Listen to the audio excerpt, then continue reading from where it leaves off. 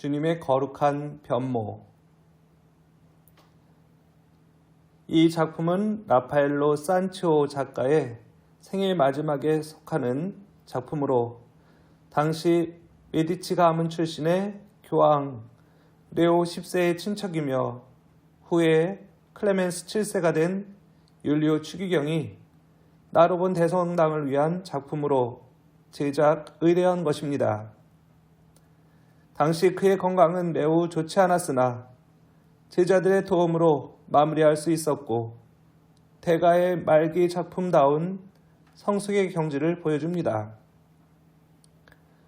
예수님의 변모 사건은 인간의 모습으로 세상에 오신 주님께서 바로 하느님의 아들이심을 선포한 사건이었기에 참 하느님이요 참 사람이신 그리스도의 이해에 많은 도움을 주는 작품입니다. 전체 그림을 보시면 두 부분으로 나누어 볼 수 있는데 위는 성부의 영광 속에 모습을 변모시킨 주님, 그리고 주위에 모세와 엘리야가 함께 있는 것을 볼 수 있습니다. 아래에는 악령에 사로잡힌 소년을 낫게 하는 기적 이야기인데 서로 연관성이 없는 이 두 사건을 하느님의 영광이 거하는 천상과 인간적 고뇌의 현장인 지상의 모습을 너무나 잘 조화시켜주고 있습니다. 그 중간에는 주님을 따라 타볼산에 올라왔다가 그분의 변모를 본 제자 베드로와 야고보와 요한이 서 있습니다. 그들의 일부는 주님의 변모 앞에 혼절 상태이고 일부는 이 큰 충격 앞에 기도하는 모습입니다. 그들은 주님 가까이 있으면서 주님을 사랑했으나 그분의 인간적 면모만 보다가 변모된 하느님의 아름다운 초월적인 모습을 보고 너무 놀란 나머지 엎드린 자세이며 하느님의 현존 앞에 선 인간의 적나라한 모습입니다. 한때 베드로는 이런 말을 한 적이 있죠. 저에게서 떠나가 주십시오. 저는 죄인입니다. 신학에서는 하느님은 너무도 매혹적이며 두려우신 분으로 가르치는데 여기에서 바로 그런 하느님의 모습이 드러나고 있습니다. 인간이 하느님의 영광을 바라본다는 것은 너무 대단한 일이기에 이성만으로는 받아들이기 어려운 큰 신앙의 사건임을 알려주고 있습니다. 흰옷을 입고 하늘을 날고 계신 예수님, 구름이 덮인 가운데 그리스도께서는 너무나 밝은 빛에 쌓인 가운데 눈처럼 흰 모습으로 드러나고 있습니다.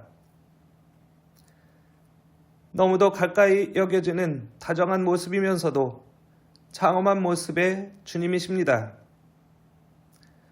주님께서는 나는 세상의 빛이란 당신의 말씀을 바로 변모 안에서 증거하시고 계십니다.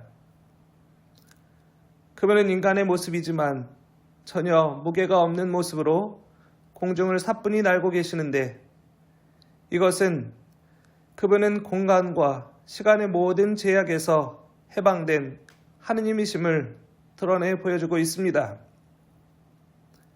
한마디로 지상의 모든 장애와 제약에서 해방된 초월적인 존재임을 보여주고 있는 것입니다. 주님의 한껏 펼쳐진 양팔은 얼마 후 겪게 되실 그분의 십자가 죽음을 예고하고 있습니다.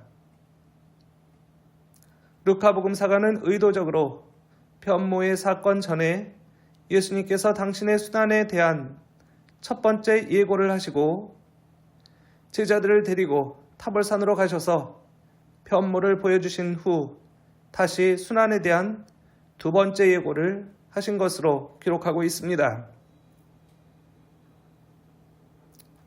작가는 이 부분에서 루카복음사가의 의도를 집약적이면서 정확하게 표현하고 있습니다.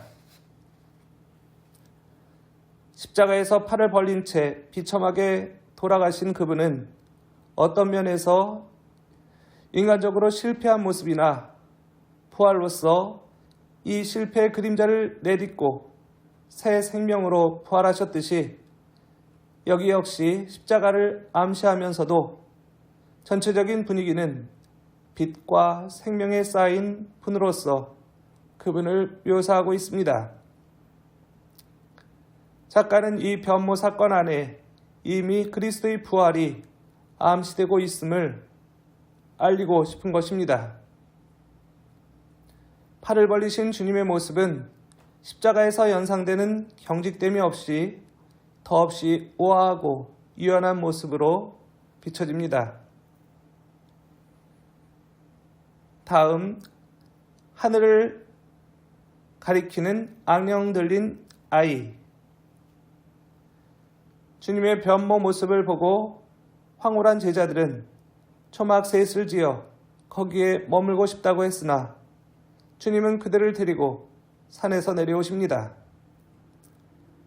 이것은 크리스찬의 하느님 체험은 비현실적인 황홀경에 도취하는 것이 아니라 각박하고 어려운 삶의 현장에서 고통받는 사람들 안에 계신 주님을 만나는 것임을 표현해주고 있습니다. 이것을 확인하는 듯 루카복음 9장 37절에서 45절에는 악령에 사로잡힌 아이에 대한 내용이 나오는데 작가는 예수의 거룩한 변모 사건과 무관한 이 사건을 그림 한 폭에 담으면서 무리 없이 예수님의 신원과 사명을 잘 조화시켜주고 있습니다. 변모 사건 후 산에서 내려온 예수님과 제자들은 심한 간질로 발작을 일으킨 소년을 만나게 되는데 그 증상이 너무 심했기 때문에 그 아이의 아버지는 말할 수 없는 고통 속에서 주님께 도움을 청하게 되고 주님은 병에 시달리는 소년과 그 아버지의 고통을 연민의 마음으로 대하시면서 소년을 치유해 주시는 자비로운 하느님의 모습으로 비춰지고 있습니다. 작가는 이 소년의 병력이 매우 심각한 상태임을 소년의 눈빛을 통해 표현해주고 있습니다. 왼손은 땅을 향한 채 하늘을 향한 소년의 눈빛은 실성한 절망적인 상태임을 여실히 보여주고 있습니다. 그러나 이 절망 상태에서도 소년은 하늘을 향해 오른손을 힘차게 뻗으며 하느님의 도움을 요청하는 자세를 보여주고 있습니다. 이 소년의 몸짓은 주님의 도움을 요청하고자 하는 제자들의 몸짓과도 같다고 할 수 있습니다. 그러면서 작가는 소년의 몸매를 추한 모습이 아닌 아름답게 표현함으로써 소년은 근본적으로 잘못된 것이 아니라 악령에 사로잡혀 있기에 악령만 추방하면 정상이 될 수 있다는 희망을 보여주고 있습니다. 다음으로 당황해하는 제자들. 악령에 들려 정신이 없이 날뛰는 소년을 보면서 제자들은 연민의 정을 느끼면서 당황해합니다. 너무나 안타까워 곧 고쳐주고 싶지만 자기들의 믿음이 약함을 알기에 자신이 생기지 않아 난처해하고 당황한 모습을 보이고 있습니다. 이 경황 없는 와중에 제자들은 타볼산에서 자신을 변모시킨 주님을 기억하면서 그분께 도움을 청하고자 합니다. 절망 속에서 난감한 가운데 주님의 변모를 목격한 세 사도 중에 2명이 하늘을 가리키면서 주님께서는 이 절망적인 상황에서 희망을 주실 수 있으니 그분께 요청하자는 신앙으로 우리를 초대하고 있습니다. 인간적으로 더없이 안타깝고 당황스러운 가운데서 제자들은 주님께 또 주님 안에서 모든 것이 가능하다는 것을 믿고 맡겨야 한다는 메시지를 보여주고 있습니다. 작품의 중간에 모세와 엘리야 사이에 변모하신 예수님을 두고 제자들은 혼절 상태에 빠져 있는데 그 모습을 두 사람이 조용히 지켜보고 있습니다. 이들은 성서에 나타나지 않은 사람들입니다. 추측해 보건대 이들은 이 작품의 봉헌자이거나 아니면 이 작품을 모실 계획이 있었던 나르본 대성당에 관계된 어떤 인물이 아닌가 싶습니다. 중세 때 성화를 교회에 봉헌하면서 십자가 아래나 적당한 자리에 봉헌자를 그리는 관습이 있었습니다.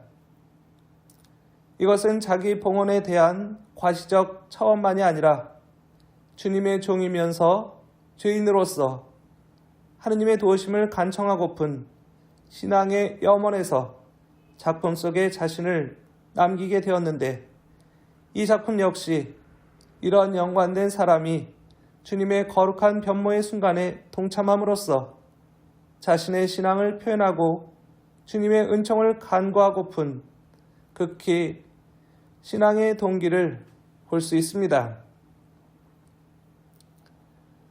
작가는 불과 37세라는 짧은 생을 자신의 천재성을 이해하는 많은 사람들 틈에서 너무 행복하게 살았습니다.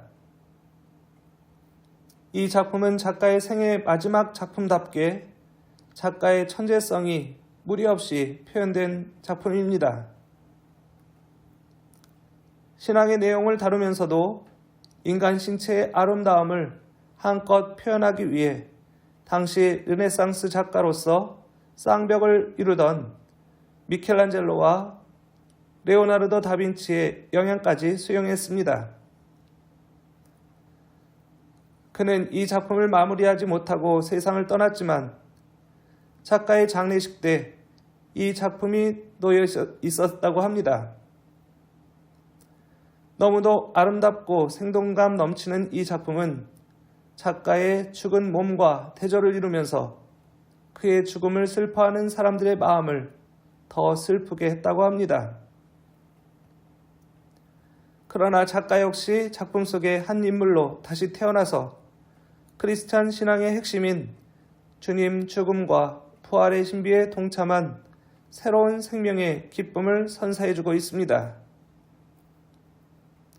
이런 면에서 이 작품은 작가의 걸작임과 동시에 르네상스 예술의 걸작이 되었습니다. 이 작품은 베드로 대성당 입구를 들어가시면 좌측에 샷벨로 지어진 소성당의 제대 뒤에 크게 걸려 있습니다.